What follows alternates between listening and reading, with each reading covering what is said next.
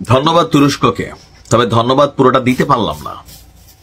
এটা একদিকে ভালো, তবে আমরা যেটা এক্সপেক্ট করছি বা প্রত্যাশা করছিলাম আমার কিন্তু মন ভরে নাই।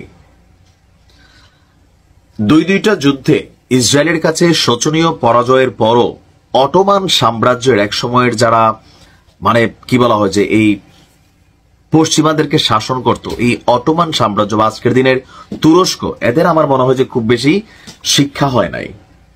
আপনারা জানেন যে ইসরায়েল এই নগরীটার উৎপত্তির ইতিহাসের সাথে আরবদের সাথে দুইটা বড় যুদ্ধ সংঘটিত হয়েছে। এর মধ্যে অটোমানরাও জড়িত ছিল, তুরস্ক ছিল, কিন্তু দোনোটা যুদ্ধে আরবদের সাথে বিজয় অর্জন করেছিল ইসরায়েল। কেন?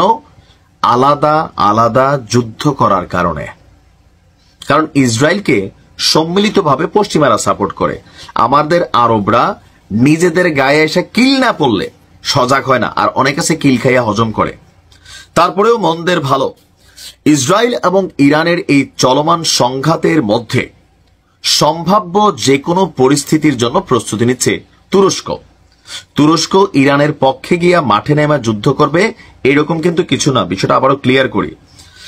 তারা হচ্ছে কি যে তাদের উপর ইসরায়েল কোনো অভিযান চালায় কিনা, কারণ এরদোয়ান কূটনৈতিকভাবে আপনার ইরানকে সমর্থন দিচ্ছেন, বাট মেশিনারিজ দিয়ে কিন্তু এখনো সমর্থন দেয় নাই। তলে তলে দিচ্ছে কিনা তথ্য নাই বা নামগন্ধ উঠে আসে নাই। তবে তুরস্কের উপর সম্ভাব্য যে কোনো হামলা হতে পারে, সেই পরিস্থিতির জন্য প্রস্তুতি নিচ্ছে তুরস্ক। দেশটির আকাশ প্রতিরক্ষা জোরদারের পাশাপাশি সীমান্তে নজরদারি বাড়িয়েছে আপনার তুর্কি। তুরস্কের প্রতিরক্ষা মন্ত্রণালয়ের একটি সূত্র বার্তা সংস্থা রয়টার্সকে বলছে, দেশে উৎপাদিত তুরস্কের নিজস্ব রাডার এবং অস্ত্র ব্যবস্থা ব্যবহার করে সমন্বিত আকাশ এবং ক্ষেপণাস্ত্র প্রতিরক্ষা ব্যবস্থা গড়ে তোলার কাজ দ্বিগুণ গতিতে না, চতুর্গুণ গতিতে এগিয়ে নিচ্ছে তুরস্ক। এর প্রধান লক্ষ্য হল সম্ভাব্য যুদ্ধ প্রস্তুতিকে উচ্চ পর্যায়ে রাখা। আরেকটা জিনিসও হতে পারে যে তুরস্ক হয়তো ইরানকে সাপোর্ট করবে, বাট এটা সংখ্যাটা আমার কাছে খুবই ধরেন পার্সেন্টেজটা সম্ভাবনাটা খুবই কম। নাম প্রকাশে অনিচ্ছুক একটা সূত্র রয়টার্সকে বলছে যে ইসরায়েল যখন দক্ষিণ পূর্ব প্রতিবেশী দেশ ইরানে হামলা শুরু করে, তখন তুরস্কের কুইক রিয়েকশন অ্যালার্ট বিমানগুলো উড্ডয়ন করে। ইসরায়েলি আকাশ সীমা লঙ্ঘনের সম্ভাবনার মধ্যেও এই বিমানগুলো সীমান্তে বরাবর টহল অব্যাহত রেখেছে। তুরস্ক তার সীমান্ত নিরাপত্তা জোরদার করছে। ইরান থেকে কোনো অনিয়মিত অভিবাসন প্রবাহ লক্ষ্য করা না গেলেও সীমান্তে নজরদারি বাড়িয়েছে আঙ্কারা। তবে এইটা তো ভাই আরো খারাপ। তুরস্ক আমার কাছে মনে হচ্ছে ইরানের সাথে এক ধরনের পোল্টি নিচ্ছে।